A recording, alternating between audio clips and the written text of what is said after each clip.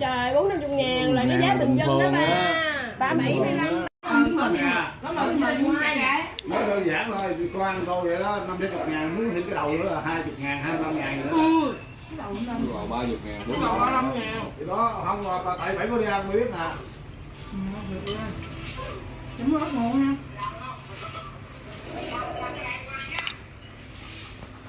Bạn chi nha? 7 chơi 2 con 7. Tao mới đi cầu á. Lại nữa. Hả? Không được nữa. Giờ bụng.